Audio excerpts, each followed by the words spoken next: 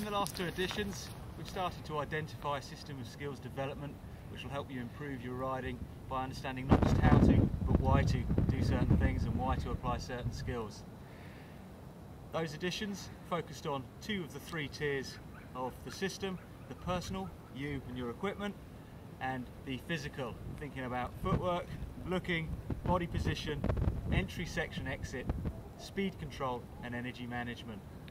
The final tier of the system is made up of the psychological elements. These are massively important when it comes to all motion sports, particularly mountain biking. The 4 C's of the psychological tier are confidence, commitment, concentration and control.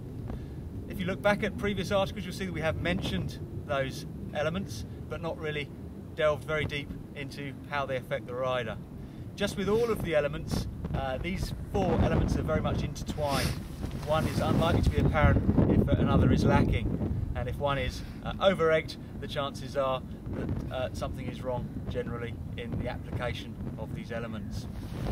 The 4 C's are all interrelated, and just as they are with each other, they interact with all of the other elements within the system, those of the physical and those of the personal.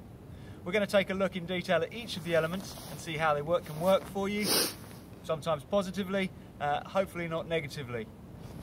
Additionally, we're also going to look at the stages of learning. There are 4 recognised stages of learning, and these actually relate quite nicely to our 4 C's. By understanding where you are in that learning spectrum, you'll also be able to help self-coach yourself and develop skills more successfully. The origins of this theory of 4 stages of learning aren't actually identified wholly, but most people believe that they come from the work of the Gordon Training Institute over in America. The system of learning is broken down into 4 steps. There is talk of a 5th step which we'll come to. The first step is the unconscious incompetent, the person that does not recognise that there is a skill to learn. It is very difficult to train, impossible to train someone that doesn't recognise the need for training or the need for a certain skill. It's unlikely if you're reading this article you're at that stage, which is good for me and good for you. The second stage is that of the conscious incompetent. You've recognised the need for a skill, but you haven't yet worked out how to apply it or how to achieve that level of skill. The third stage is when we have started to learn how to do something, the conscious competent. We have to think about how we apply the skill, but with practice we'll get to the 4th stage, the unconscious competent. At this stage we're just doing stuff. It's automotive, it's something we do without thinking. If you're a natural at a sport, you may jump straight to this stage, never understanding exactly why you're so good at it, but always being the best.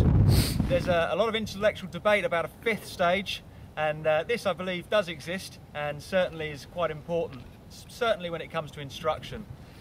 It's referred to by a number of names: the reflective competence, the enlightened competence, or just the enlightened. That stage relies on reaching the unconscious competent stage, but then taking a step back and working out how it is that you are so good at something. This is a stage which is reached by top performance and elite athletes. They'll go away and look at what they've done quite naturally, break it down and work out how they can improve on things. It's certainly something as an instructor you need to be engaged in. It's all very well being able to do something, but unless you can identify how you've done it, how can you pass on that knowledge?